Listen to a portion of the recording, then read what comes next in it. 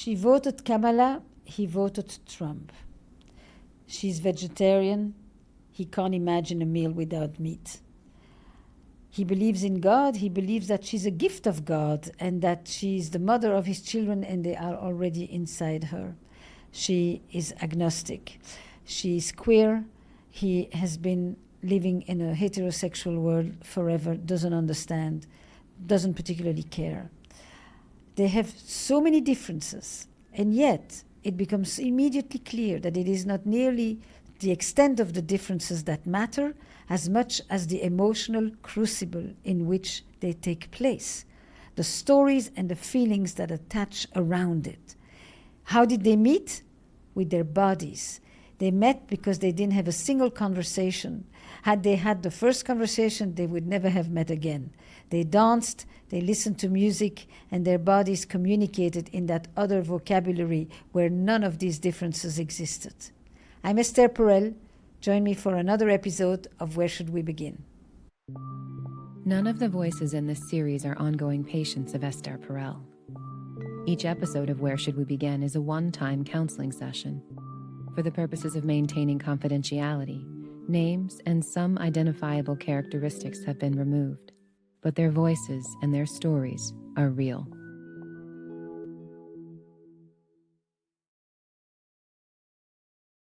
When we talk about differences in relationships, we sometimes talk about different childhoods, different backgrounds, different value systems as it pertains to family or money or work. This couple brings a very different list of differences. I'm conservative, she's liberal. I'm a Christian, I believe in God. She's more of an agnostic. She believes in the sacredness of man. She's bi, I'm not bi, I don't even know what that even is.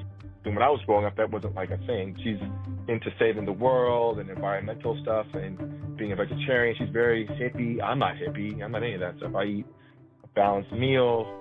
Climate change is just something that happens. She does all the protest stuff, like the No King's Day and all that jazz. She's into all that stuff. I'm like, I don't have the luxury to protest. I got bills to pay.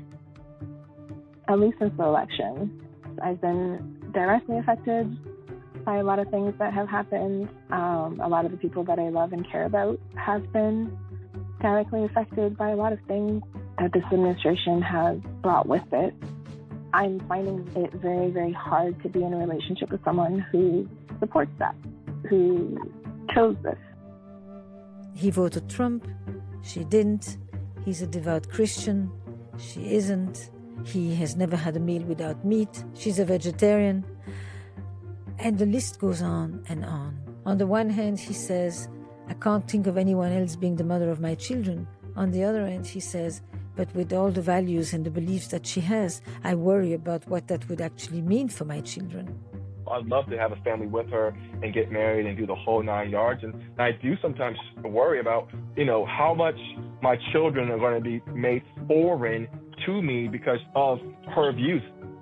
I've had a lot of conversations with myself about, what am I doing here? And, how do we make this move forward? The question is, can this work? On the one hand, she says, he's the man who's been there for me, with me, through all kinds of tribulations. On the other hand, she thinks, how much am I betraying myself by being with someone who believes in everything I stand against? All of that doesn't take away from the deep love that exists between them. But what is the field where that love can exist when it stands in opposition to so many of their other values? And which are the values that guide us in our decisions for commitment and love?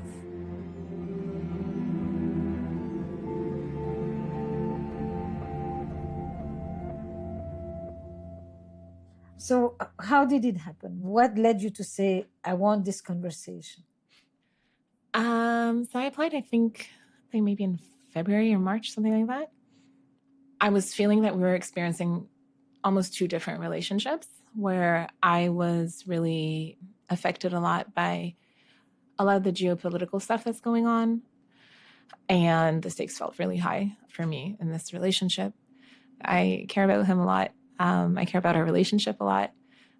I think that we are aligned on a lot of things, and then very misaligned on Me a few. a lot of things. I think we have a similar understanding of family.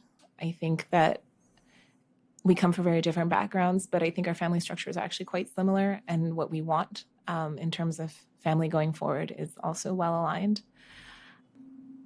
Does that cover that well enough? I don't know yet. I don't know. Okay, Go all right, back. we'll find out. Okay. She tends to.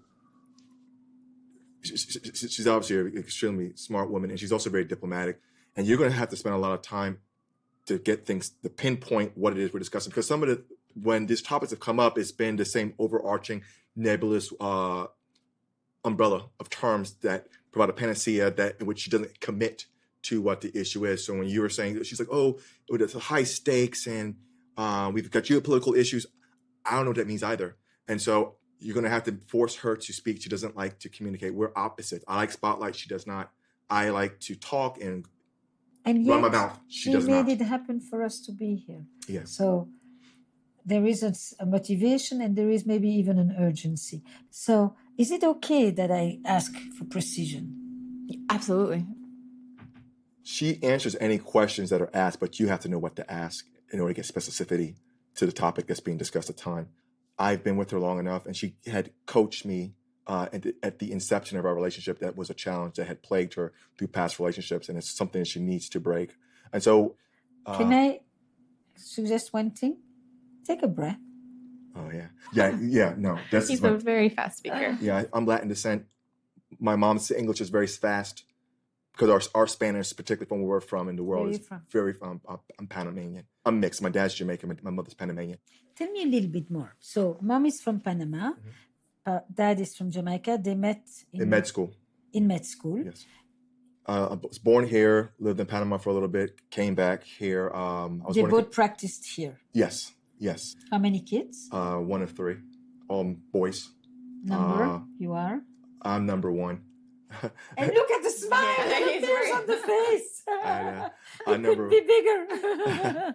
I guess I'm number 1. Are you number 1? That means something in your family? Yes. You have that special role of the firstborn son? Right. In West Indian culture, especially as a Jamaican, it's a very big deal to be the firstborn of the firstborn. So there's a lot more of special and more responsible. A lot more responsibilities on my end. I think I've been managed, I guess you could argue, or manicured in terms of my upbringing, wherever country I'm in. Mm-hmm. Yeah. And you've had other relationships? Oh, yes. I've had other relationships. I've been engaged. I'm older than I look. I'm 47. Mm-hmm. Previous marriages, families, children? No children, no marriages. I have not been successful in that regard, which again adds and heightens the urgency of us getting this right. We're in our 30s and in our 40s. I define success of a relationship. Successful relationship to me is defined as actually getting married. I think boyfriend, girlfriend is an audition of being married. Now, of course, I know there's levels to it, and this is an audition. How is it going? I think the audition is going well, but I'm saying that as I sit here without knowing why we're here fully, right? So obviously something She didn't tell you why she wanted you to come? No, we the topic that has come up initially was we need to see someone about some of the challenges, and things have really heightened post-election, right? I've been able to get some pieces of the puzzle, but I think that for her, she's seeing things that I can't see because I don't know what the real challenge is. What I know for now is that there was an initial reason. It began with a story about the geopolitics, and it would help for me to just have a very brief, I don't know how much I need to know. But what always matters is, why are we here? Mm-hmm. Why now? Mm-hmm. And since you used that beautiful word, what's at stake? Mm-hmm. How about we start with that? Then I'll ask you a little bit about your background too. So just I have some sense. Absolutely. Okay, so to elaborate on the geopolitical stuff. And why it matters for your relationship. Yeah. I come from a value system that is very collaborative, and like there's a very big collectivist well-being orientation to kind of all the work and the decisions that my parents have made, that my aunts, uncles, etc. Like that's very, very central.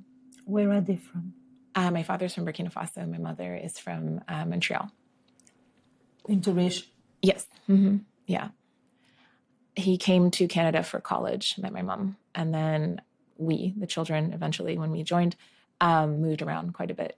We lived kind of all over different African countries, and then I kept moving as an adult. I ended up in the U.S. for a job and stayed for school. I went back and did my PhD. So from that mindset, it is very important to work for the collective good. Like that is a core value of mine. Shared with him?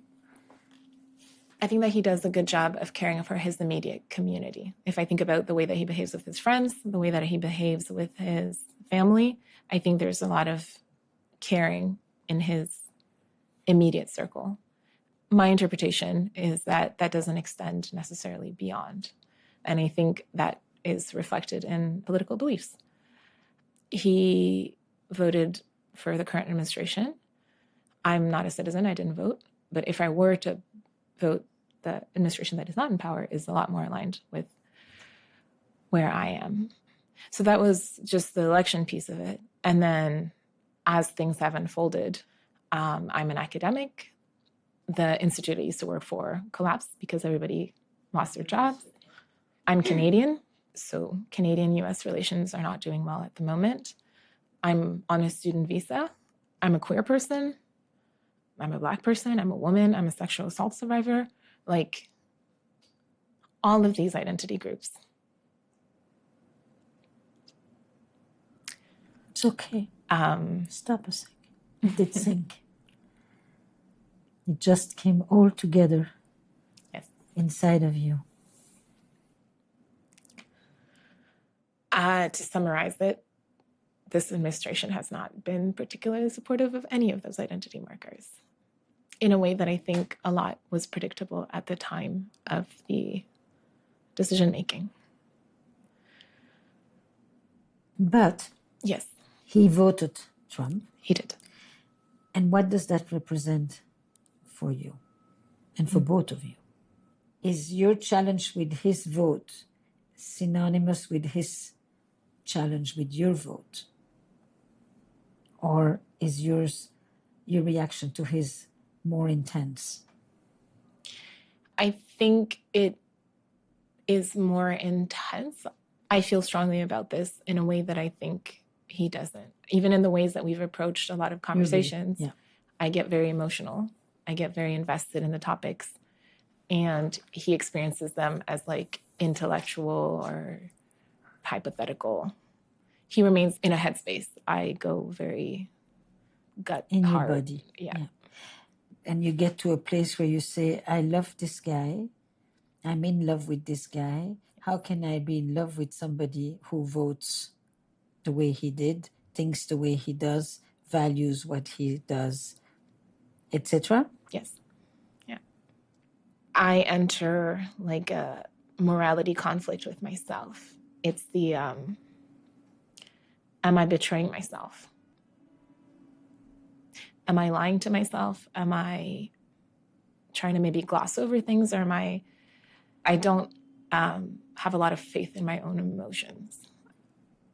And is this the first time that you find yourself confounded by your feelings not matching up with your values? Correct. Yeah.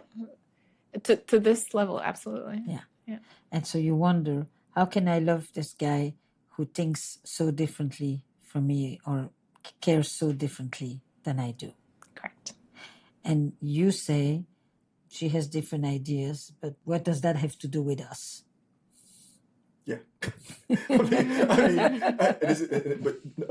I don't see the need for my relationship to end over a macro issue that has nothing to do with the micro realities. And do you try to win each other over? No, I have not tried to convince her or win her over to my particular side. So we have major political differences. Correct. we do come from a collective culture, both of us. But for me, it translates into my choice of my career, my wanting to work for the public good, my thinking that my own well-being is intertwined with the well-being of the world around me. Correct. But you are perceived as, yes, you come from that collective culture, but you have embraced a certain individualism, so to speak.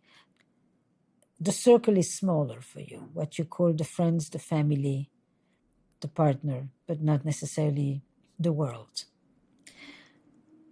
Other major differences? So we have politics. What about religion? Oh, yeah. That's a problem for him. That's a problem for him. That's a problem for him, not so much for me. I am a Christian. I do practice my faith. She's not. She's agnostic. It hasn't been a source of conflict per se, but that is something that's unusual for me. I've never had a relationship with someone that didn't have a relationship with God. She puts her faith in humanity and mankind, and as a man of faith, you don't. You believe in God, and that's where you put your faith at. Is it an issue for you? No, because if it was an issue, you I would have your own personal relationship to God, and right, it and lives so well without her. Right, with or without her, right? It doesn't impact me, right? It doesn't seem to. I don't penalize her for that, right? Because if that was the case, I would have dragged her with me to you and said, "Hey, we got a high stakes problem." All right, and so we have religion, we have politics. What about gender, sexuality, queer? I don't have any. I'm just a regular, old-fashioned person. Yes. By which she means he's straight. Okay, yes, I'm yes, heterosexual. it doesn't have to be old-fashioned to be. Yeah. And you define. You say I'm a queer person. I'm bisexual. Mm-hmm. Yeah. And where does that live between the two of you? I never saw that as a conflict. I just figured that she has who she describes herself to be. It makes sense. It'd almost be odd if she didn't do that, right? She's a vegetarian and she's a yogi, and I mean all these things that are like I've never seen anyone with one of these things, let alone a collective of everything. So I'm on a journey of exploration, right? We have a lot of things that are also in common. Yeah, we're getting there. Yeah. What else? So we have politics, religion, queerness. What else? Her family's definitely more liberal. My family's definitely more conservative. Maybe his relationship to the purpose of living, which is a big word, by which I mean he's very oriented to everything, orienting towards productivity, towards maximizing, towards like a lot of things need to fit within a framework where work is the underlying, either work or achieving an outcome. It's very achievement focused. That is not a mindset that is helpful for me. He has a goal in almost anything, any endeavor that he takes. There's a focus and a purpose. Including with you. Including with me. That is not how I approach things in general. You say he goes for optimization, I go for meaning. Yes. Okay. Yeah. And in the midst of that, you met somewhere and clicked. We did.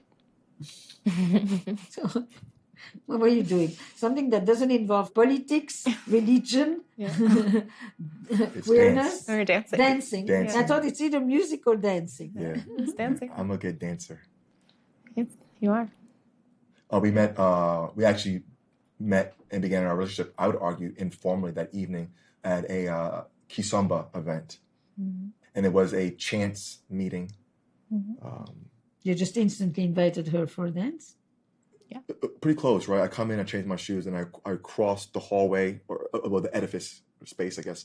And everything seemed to click. We connected instantly, and we lost track of time. The event closed, it went to another event, and we were still dancing by ourselves after 2-3 hours. It was certainly magical. Magical to have your bodies connect like that. Yes, it was everything you read about in the storybooks, like, love at first sight, first kiss, everything just, and our relationship pretty much starts that evening, and we've been together ever since. Now, I didn't know anything about her at that time in terms of, hey, I'm a vegetarian, hey, I don't like Trump. I mean, that wasn't important. So everything that comes now, which is organic, which would have came before, I think would have been a detriment, because it'd been like, oh, I'm not going to date her because she doesn't fit my value construct or morality. Likewise for her, it's a plausible conversation because historically she doesn't date. You would never have met online. No. The algo wouldn't have liked. Oh yes. Wouldn't have put Right. you together, Yeah, right? right. But you entered through a different door. Yes, we That did. was very organic, physical, Non-verbal. non-verbal, especially.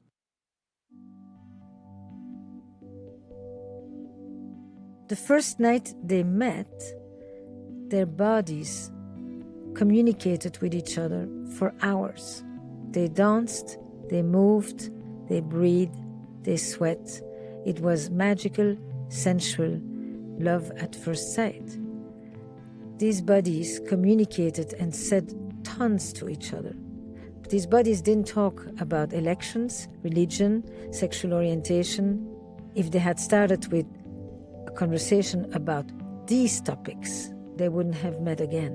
But they had started with another conversation that took them in a very different direction.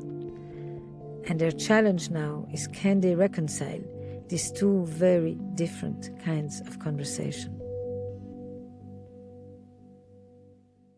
You have all these disagreements, and then you have also to add to what you said. And he's the local, he's the American, and he has the papers, and you don't have the papers, and there is an urgency to make a decision. Yeah. And he thinks that a successful relationship leads into marriage, and his marriage leads into a green card, and so forth. And the question is then, what are we doing? Where is this going? Your question is bigger than that. If I choose this, does that mean that none of the stuff I thought was important to me is as important as I think it is, or as I've said to myself and to others that it is? How does this reflect on me, on my integrity? I find myself not in a love dilemma vis-a-vis him, but I find my love for him constantly creating a moral dilemma for me. Correct. Whereas you say, I know what I want, and what I want is you. Yeah, I think she could be a good mother for my kids. That's it. Even with all whatever stuff she's doing, I still think my kids are going to be okay. I've already made my assessments. Meaning, all these thoughts are not going to enter mother's milk. No, I mean, I need my kids, and Right. I think they're in there, literally. I'm being funny. But does she receive that well, or is that taken as No, I think the message. I think is that it's- too macho? No, well, I'm Latino, right? So when it comes to these types of decisions, it's a collective decision, right? My family's involved in that. And she's been approved. Well, yeah. I mean, I brought her to my family less than 2 months of us meeting because I felt strongly this was going in the right direction. Just before knowing everything about her. She's got MS. I have health issues as well. They're not mine aren't as serious, but hers are. And so she And kind of you were not going to say that? Did I have MS? Yeah, I have that MS. comes later. I mean, it's a major part of how you live your life at this moment, or it's No, I'm fortunate enough that I'm not quite asymptomatic, but I am very early on. And the medication I've been on so far seems to have slowed progression to a stop, really. So there's a chance that this could be it. There's also a chance that it could go in a different direction. But that doesn't stop him. No. And that matters a great deal to you too. It does. Yeah. So things are more complicated, right? It's Always. not because That's true. yes. You wish you could think that because he voted in one way and he sees his interests as much narrower, that means that he doesn't have the empathic quality necessary. But then when it comes to you, he has plenty of it, and he mentions it like, here's this is pure, right? Doesn't matter. And she has MS, and she would be the best mother to my kids. And I don't care what's in her head. I still think she's a beautiful, and a good person. My words. Close? Yeah, my mom's words too, probably. Yes. Yeah. No, I don't want to sound like your mother. That's that's not a good idea. But going back to my point earlier, right? Culturally, in Latin culture, these decisions aren't made in a vacuum, right? So when I invite her to meet my parents, everyone has something to say. Everyone's chipping in. Everyone's going to provide their judgment. And if they knew everything else that you've learned since, would that change? I think a little bit, because my family is fairly conservative. Now, faith is a big deal. We were tied to Catholicism. So her being agnostic and ambivalent about that is something that would be a challenge, or something that would scare them. And like, if you don't believe in God, what do you believe in? You're going to hell. Right. Yes. And then they're looking at like, well, what is your moral compass if you don't believe in a higher power and believe in God? And how does it translate to how you would raise or prepare children for a world that lacks empathy and can be very challenging and cruel? And having roots in some type of theological background can provide guidance and avoid moral turpitude. So that I think that's the more important than politics for them would be religion. Yeah, because they would say geopolitical stuff means nothing, because these terms change every 4 years, 3 years, whoever. Man can be easily corrupted. So even if someone that you like could still be corrupted, someone you don't like could be influenced. But your faith in God tells a lot about yourself and how do you manage your well-being, right? Those that walk in Christ, their behavior is a testament to how they carry themselves. So I don't need to tell you I'm a Christian. The way I carry myself, to present myself, should tell you, this is a man of purpose, a man of God, a man of discipline. And in West Indian culture, work is a predominant solution to everything. Your relationship's having problems, you need to work harder. Your kids are messing up, you need to work harder. You don't have enough money, you need to work harder. You're tired, you need to work harder. Work is always a solution to any and everything. And I come from and live in that world. That's the only world I know. And when we are immigrants as well. So when we came to this country, my grandfather worked picking up garbage for United Airlines. But he had to get the rest of his family, my father, my grandmother, everyone here. So there had to be steps, and you had to have focus and purpose as to what you're doing. So when she sees the world and she's a lot more relaxed and kumbaya, I don't know anything about that. I see folks that have, I think, the luxury of enjoying themselves and being able to take on and create first world issues and problems, but that's not the world I'm from. When you hear him just tell the story as he just did, what happens to you? What's the feeling, first of all? Not the thoughts. Yeah. A lot of this isn't actually new. It's the conversations we've had. But I appreciate it. I'm open to it. I am impatient. I get irritated. I feel embraced. I feel completely separate. I appreciate it. It's probably more the general in that realm of feelings. And I say that to him sometimes, or the relationship has become more and more focused on the gaps and the differences.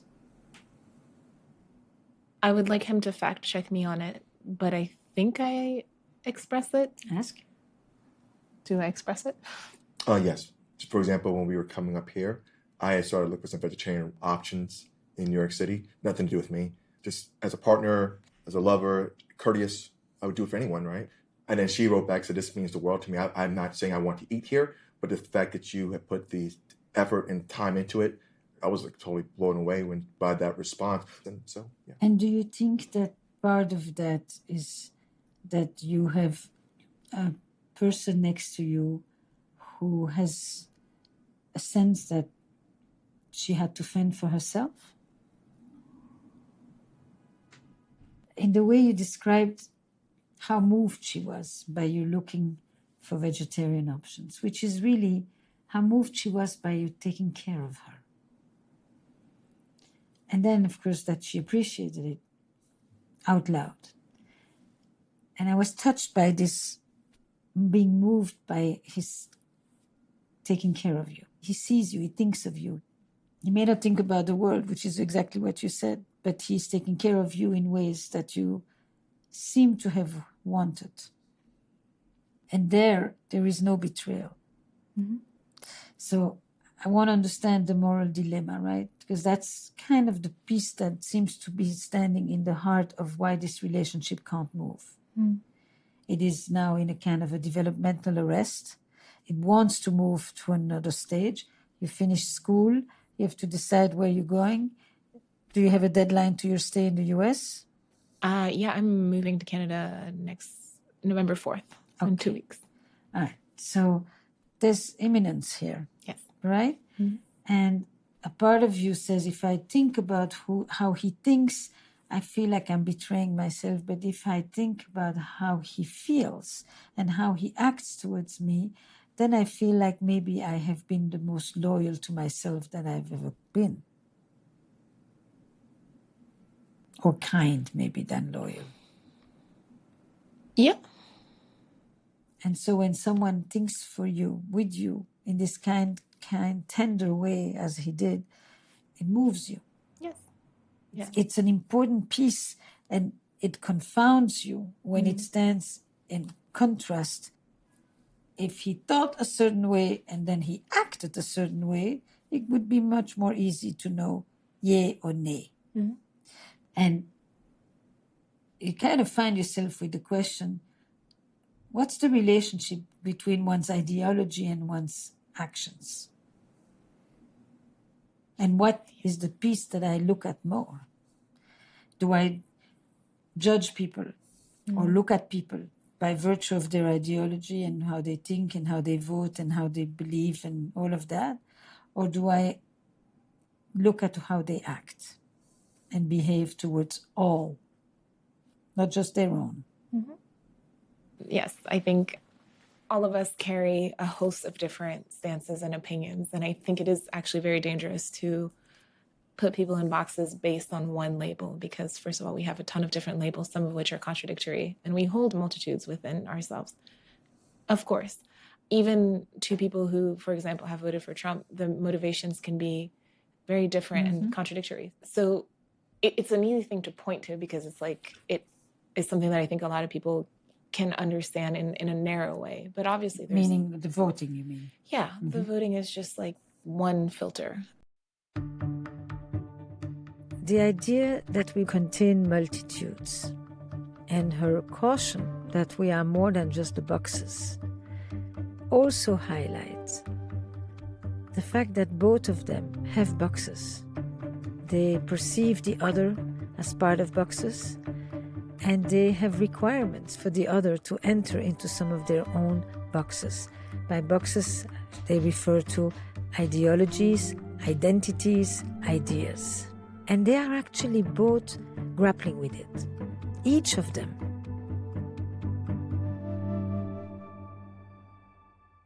But if I thought he was overall a bad person or overall didn't treat me well or anything like that, then I wouldn't be here. And I assume he, conversely, all of the labels that I do carry that are antithetical to his history and the way that he has seen himself, in the same way that I am being forced to rewrite a narrative about myself in order to make space for him, I assume he's doing the same with me.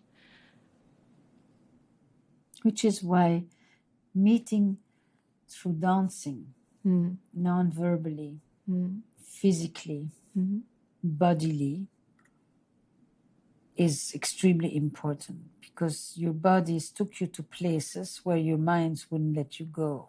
Yes. They would be much more narrow-minded, whereas your body is connected in a very immediate way and more primary. So I want to know what happened to your bodies. All these differences notwithstanding, even now, when our bodies meet, something melts and it crosses over. Yes, and we connect. In a variety of settings, that sense of touch, whether we're canoodling or cuddling or in much more intimate positions, that type of magic, connectivity, it always comes back. Sometimes just a small touch is enough to settle the other person down. So for example, there's been points already during this session which I'm attuned to her, so I can tell or feel when she's uncomfortable. I touch her as a matter of reassurance to transfer some of the energy onto myself. And she does the same thing occasionally with me as well. She'll grab my knee or maybe we'll find each other's hands. So that's been there from inception. Without the nonverbal piece, my mind would have filtered you out as a problematic person without getting to know who you were, because I'm holding on to preconceived notions and dispositions. So without the nonverbal, it doesn't work. You may look at me and think, he's probably pretty suave, pretty, pretty sexy, but I'm not really, but I'm not very good at flirting. And so dance is a great opportunity for me to express myself non-verbally, putting together long diatribes like such as this to explain myself, which I think would be a turnoff. I just had a thought. Here, find one of your tunes that you like. Are we doing this? Okay. Yeah, I do have that. Mm-hmm. Just one song that may even have been the song of that night, if you remember it. So here's what I was thinking. The stark contrast of their meeting exclusively in body language made me want to explore this further. So I asked him to pick a piece of music, a piece of kizomba. And then I gave each one a pen and paper. And I just said, if these bodies could speak in a language that I can understand too, having not been there, what's the story they would tell?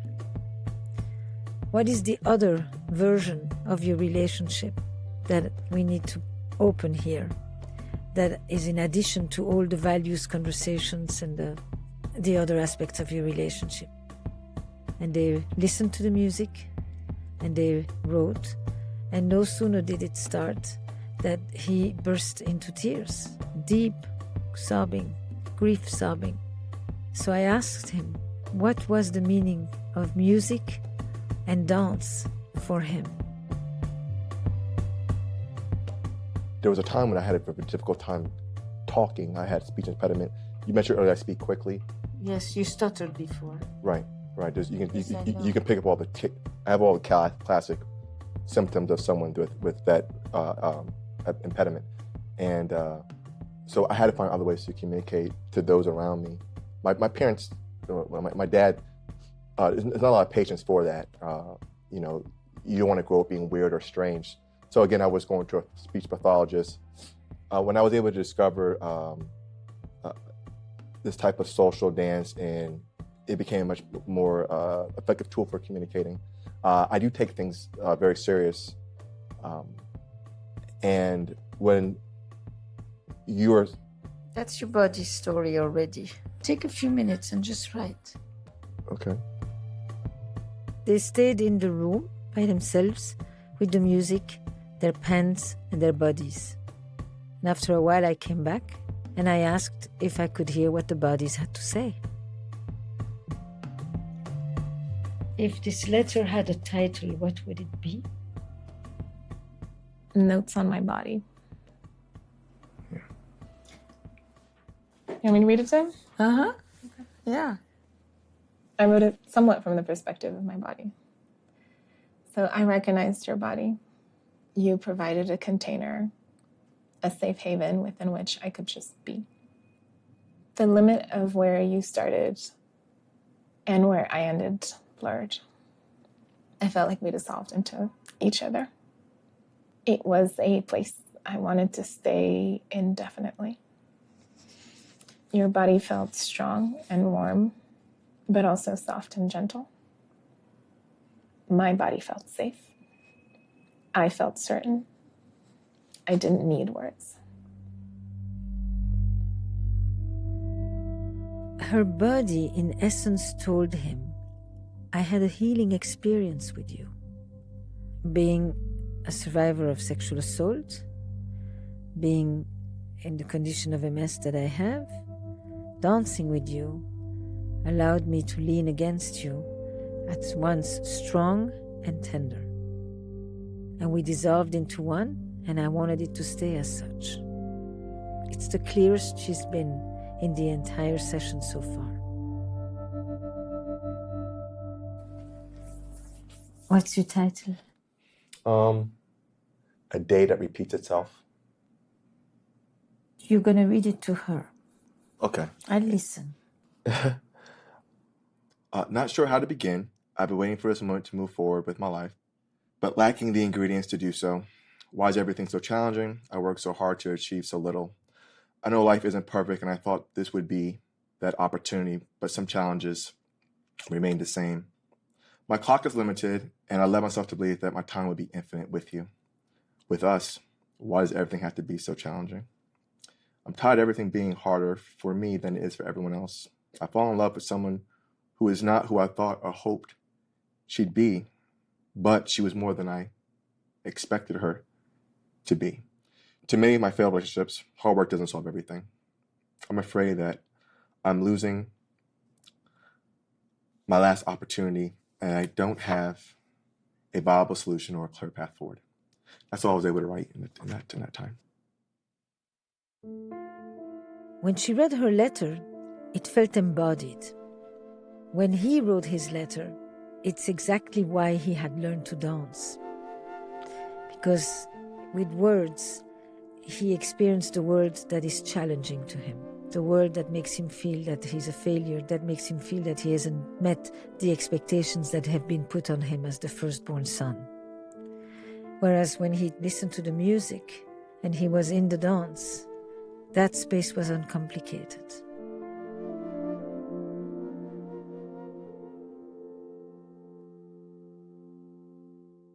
I see my friends' kids going to college. I see my siblings' kids going to college. And I just feel like I'm falling further and further behind. And I'm approaching 50 and I'm going to be laid off soon. So I won't have access to healthcare. A lot of things are not better or where they should be or where I thought they would be. If you asked me, what my life would look like 20 years ago, 30 years ago, I'd never would think I'd be single without my own resources, without clarity. I guess in the middle of my life, I just figured those things would have been done. House, car, kids, just don't know how this story ends. And I work hard on myself to be what I would consider an ideal husband or father to whomever it is I'm with. But that work doesn't yield the results that I want, regardless of how hard I try. And the same thing is happening now? I feel like it's happening here as well. The visa stuff is outside of my control. The healthcare stuff is outside of my control. The work stuff is outside of my control. And we're still here with 2 weeks ago as our deadline approaches November 4th. And every day has been trying to figure out a path forward or a solution that's viable.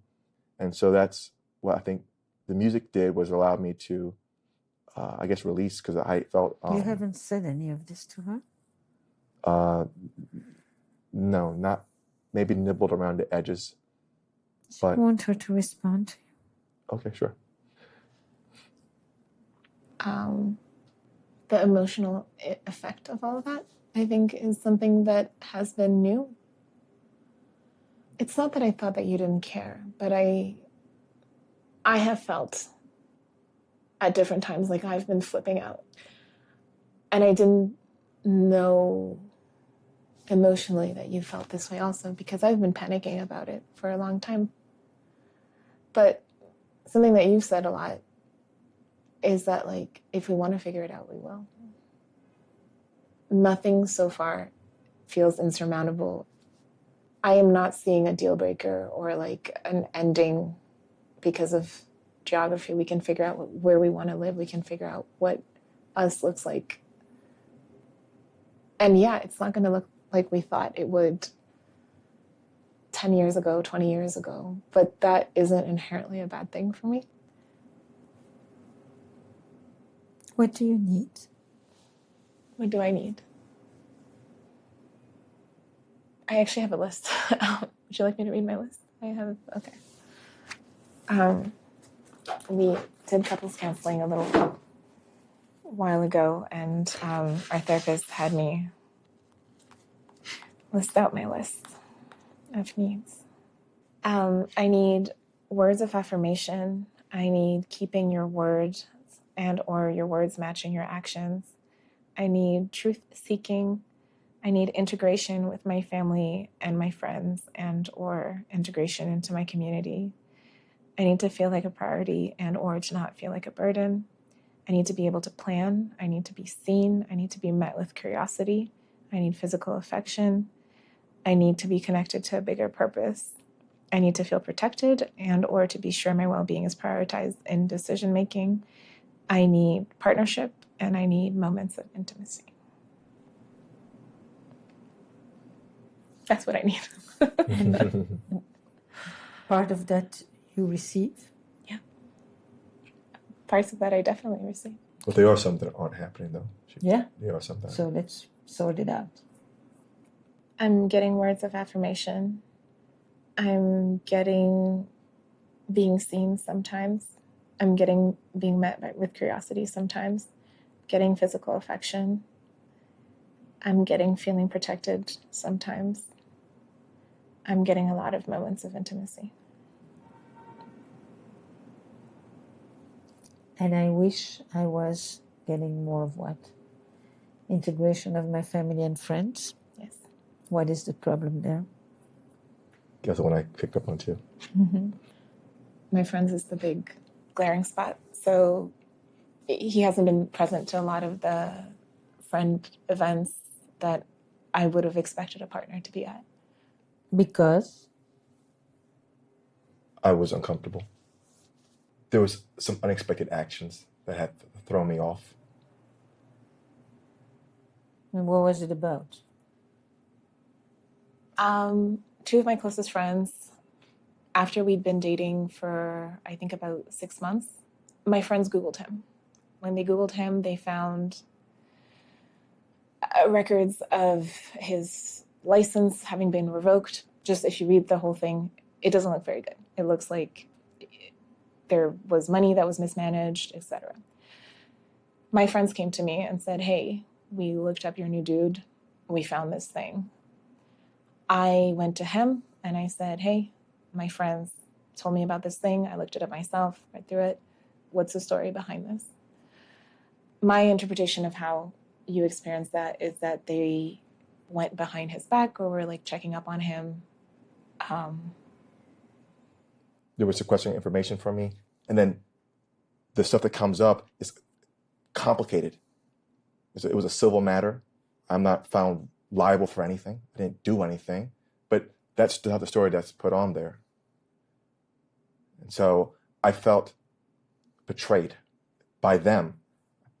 And so that led to me saying, hey, listen, I don't feel comfortable because every time I speak to these people, it's not genuine. It's false. I don't want to be a part of that. So it would cause a big mess, right? Because now we're 2 years in. I don't know them. They don't know me. I don't trust them. And so we have a very, very, very big problem. And she runs almost a secret life, right? She's like, I don't know when she goes to see her friends. I don't know when she goes to different events. I don't know anything about it. It's a whole separate half of her I know nothing about. So I'm like, fine. That was how I put her in a very untenable situation. And are you willing to shift that? It has to shift. And so I've begun to say, this can't last like this. So I have to move forward. You have a mess, but you can rectify that mess. You need to know which are the pieces that are not in your control and which are the relational pieces that you can fix. And at some point, if the opportunity presents, you'll talk with the two main people and you'll just say, for her, we need to find a way to be able to not create secrets. But it's Same not genuine. for you. It's not genuine. It's not no sincere. less genuine than this. I mean, this is genuine?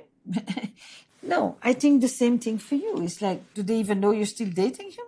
Yeah, of course. Okay. Yeah. So then you say, I've got to open this up.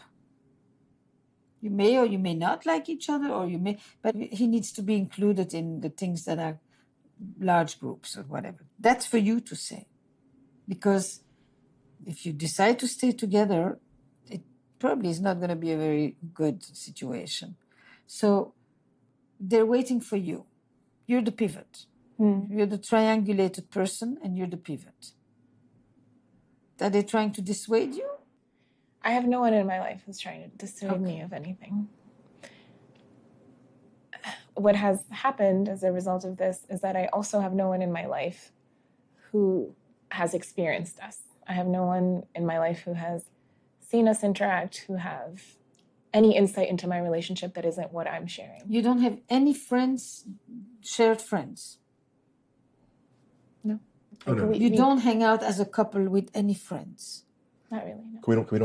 We don't have those friends. You've put yourself in a more vulnerable place by having secluded your relationship, by not having other witnesses, other participants. I'm guilty too, right? Yes. I'm not. Yes, there's no air. There's no variety. There's no other people. There's no input. There's no observation. I tend to think as a whole that relationships don't live well in a vacuum. They asphyxiate. Mm-hmm. It's interesting with you. It's like pieces of the story are emerging now that I would have put on the top. There's layers. Huh? There's layers. There's layers, but it depends which layer you open up first. We're at the end of the session, and I have just learned about how isolated they are. None of her friends have ever seen her in her life with him. None of them have ever been able to say, okay, so he doesn't vote like you, he doesn't believe like you, he doesn't eat like you, but he is loyal and there and present and caring and loving. And that may have been one moment of reconciliation between values and feelings, between her love and her thinking. At the same time, for him, his family know her, but they don't know what she thinks or what she believes or doesn't believe. And so each one of them finds themselves in this space in between without an anchor. Do you make plans? I do not make plans. Why? I'm not sure what I'm planning for. She's leaving November 4. When's the next time you meet? Until we meet, she and I? Mm-hmm. Well, I don't know. We Why see not? each other. We usually see each other on Friday, Saturday. We usually see each other on the weekends. Even when she will be in Canada? No. All right. So what happens after November 4? I've got no clue. Well, why not? Why not? I haven't planned What it. prevents you from making a plan? You're allowed to go in and out of the country, right? Yes. Okay. What prevents you from making a plan? I've avoided that particular topic. So no, I've not taken the time not to figure out how I'd plan. Why? I've been distracted. Because you're not sure that you are still a couple? Because you think that this trip is basically the end without stating it? Or because you are challenged by actually saying, I bought a ticket, I'll be there on the 28th? I guess it's probably more the latter. What I will confess is that, yes, I've been distracted. And I thought that the date for this was a different date. The November 4th thing just was, I guess, decided recently. So a lot of this stuff I'm still processing. Do you know, you wrote what you need. Do you know what you want? I mean, That's do you? broad. With him. With him. That's our focus. What I want? Like you're basically saying to him, a lot of things you say are very nice, but it does not follow through with actions. I need you to be more, I need you to bring your achievement orientation to us and not just to your work. He says, my mind has been elsewhere because I'm massively anxious because I won't have a job at some point soon, and I'm very worried about that. But this, I don't make plans and I've been distracted over 2 years. It's not solid. But on the other end, you don't say either. You turn to him, you wait for him, he doesn't make the plans, and then you kind of end up acting by default. I have to go home because my paper is over. You don't like the things that are not in your control, but you use them. They end up making the decisions more than the two of you. Those circumstances that you have to surrender to end up being the determining factors. I'm hoping I'm not being harsh. I mean, I'm just trying to be No, we realistic need clarity. with you, No, wiffle waffle is you excellent. know. It's excellent. How is this conversation for you? The conversation is good. I mean, I think what you're saying is hitting a lot of things that I think are very true about our relationship and about the way that we've navigated it. I think both of us are really bad at saying, I want I want this. I think you both are doing this. I will tell you what I want when I know from you that it is possible. Yeah, okay. I'd agree Basically. with that. Yeah. But I can't ask for something if I'm not sure that there's a possibility it would actually happen. And so you're teetering constantly on the doubt. You don't need certainty to want. I want us to stay together. I want us to plan how we're going to deal with that next year. I want us to think what are our options. I want us to plan. I want us to be together for the holidays. I want. They're nice things. I want you to meet my friends. I want to get over this thing. I don't have the answers, but what I don't hear from either of you is, I believe in us. I want this. You could say, I don't know what I want. I'm not sure about us.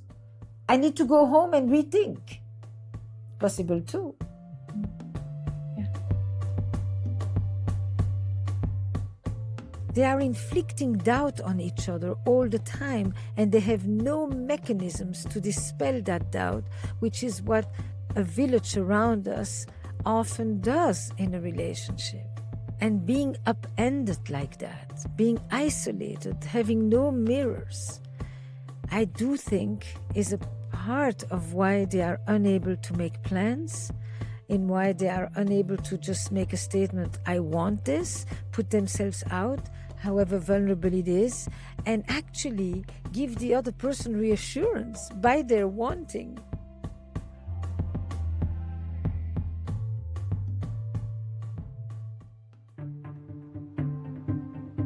Where Should We Begin with Esther Perel is produced by Magnificent Noise.